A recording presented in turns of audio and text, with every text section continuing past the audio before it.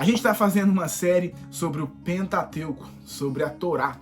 E a gente está chegando hoje no nosso terceiro vídeo, falando sobre o segundo livro desse grupo chamado Pentateuco, desse grupo da Torá, que é o livro do Êxodo. O livro do Êxodo, como já dito até aqui, ele faz parte dessa série de 5 livros, desse conjunto, melhor dizendo, de 5 livros do Pentateuco. O livro do Êxodo é o segundo livro desse conjunto de 5. A palavra Êxodo, ela significa os nomes e, consequentemente, como a gente viu até aqui, onde todos os livros do Pentateuco têm como a primeira palavra do livro o seu próprio título, ou seja, no capítulo 1 e no versículo 1 de cada livro do Pentateuco você vai encontrar o título do livro. E a primeira palavra que se encontra no livro do Êxodo, capítulo 1, versículo 1, logicamente, é a palavra os nomes, que significa Êxodo. Na Septuaginta, que é uma versão grega do Antigo Testamento, é até um tema pertinente para a gente fazer um vídeo aqui em algum momento também, falar sobre a Septuaginta e sua importância. Essa palavra Êxodos, ela é traduzida pela palavra saída, significa saída. Lógico, se remetendo a talvez o ápice da narrativa do livro do Êxodo, que é demonstrar e narrar a narrativa da saída do povo hebreu do Egito para Canaã. O livro do Êxodo, ele é narrado dentro dessa saga. A narrativa do Êxodo, ela é uma sequência óbvia e perceptível para qualquer leitor do livro do Gênesis. Então, quando você faz a leitura do livro do Gênesis e passa para a leitura do Êxodo, você não vai ter dificuldade, como em alguns momentos, em alguns outros livros da Bíblia, você vai ter essa dificuldade, essa desconexão. Do livro do Gênesis para o livro do Êxodo, você não tem essa dificuldade, você percebe facilmente que há uma continuidade ali. Existe uma tentativa do autor do livro do Gênesis e do autor do livro do Êxodo de tentar conectar, de certa forma, e dar continuidade no livro do Êxodo à história que terminou no livro do Gênesis. É claro que a gente tem que detalhar aqui o fato de que existe um intervalo de tempo muito grande dentro do livro do Gênesis para o livro do Êxodo, mas ainda assim os autores, o autor, melhor dizendo, ele consegue fazer uma conexão e demonstrar essa ideia de continuidade. E a ideia é essa mesmo, que a leitura de forma fluida de Gênesis para o Êxodo, ela consegue ser percebida, nela se consegue perceber essa continuidade que é de fácil compreendimento para qualquer leitor em termos de narrativa. Sendo assim, o relato do Êxodo, ele faz sentido quando a gente presta atenção em como terminou o livro do Gênesis. Obviamente, a gente vê que no livro do Gênesis, José, a história, a narrativa termina em José. José se torna um homem famoso, grande, importante, um governador no Egito, e todo mundo passa fome, passa por uma dificuldade, exceto o Egito, por conta da sabedoria que Deus dá a José para administrar o Egito. E sendo assim, José, ele traz para a sua residência, que agora é o Egito, a sua família, a família do seu pai Jacó. O povo hebreu, então, vem para um lugar chamado Gossém. Êxodo capítulo 1, versículo 7, tentando retratar essa continuidade já destacada aqui, a gente percebe que aquele povo, eles desfrutam de prosperidade e fecundidade. É provável que aqui também a gente possa começar a perceber o cumprimento da promessa de Deus a Abraão, de certa forma, relatado em Gênesis capítulo 26. No entanto, o esquecimento da importância de José com o passar dos anos é crucial para a gente adentrar na narrativa do livro do Êxodo. A gente percebe que após a morte de José, com o passar dos anos e as trocas de governo e administração no Egito, a fama, o nome de José é esquecido.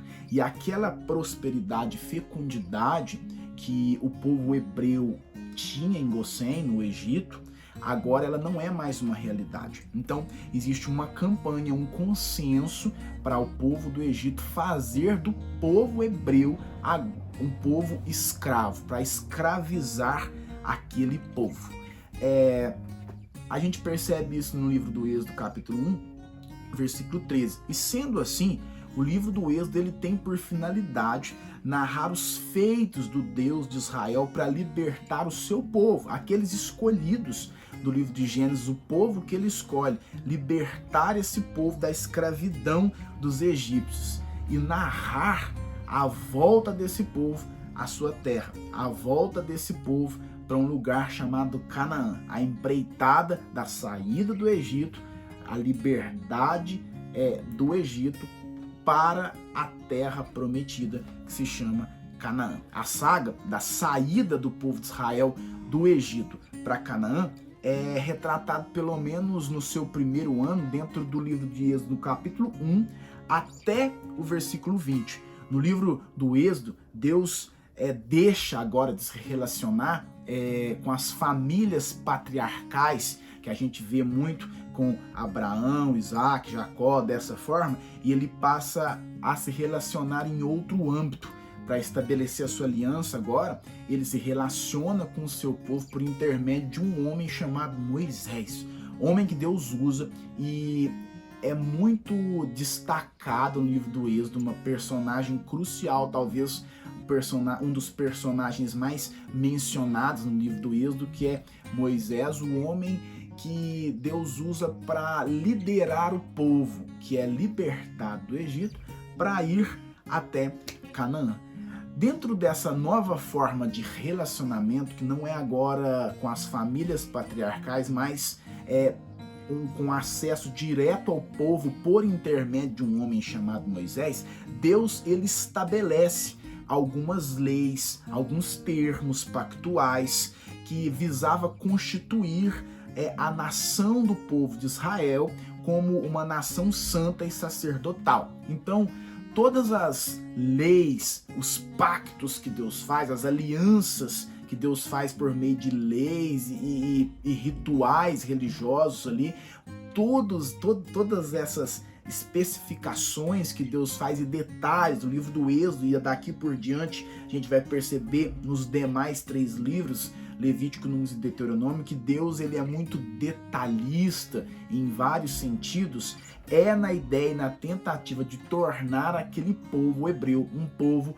santo, de se tornar uma nação sacerdotal, uma nação modelo, ainda seguindo, e preste atenção quando eu disse que a palavra aliança é muito importante, ainda tendo firme, sendo fiel à aliança que fez com aquele povo, fazendo daquele povo uma nação modelo que era o povo escolhido de Deus. Sendo assim, no Êxodo 20 que a gente percebe quando Deus ele dá as leis e o decálogo, conhecido por nós de forma familiar como os 10 mandamentos a Moisés. O livro do Êxodo ele é marcado muito por esse tópico, por esse ponto, que é de extrema importância para você que está começando a ler a Bíblia, para você que tem o desejo de ter um entendimento maior da Bíblia. Isso vai ser usado e muito percebido nos demais livros da Bíblia, em todos os livros da Bíblia, de certa forma.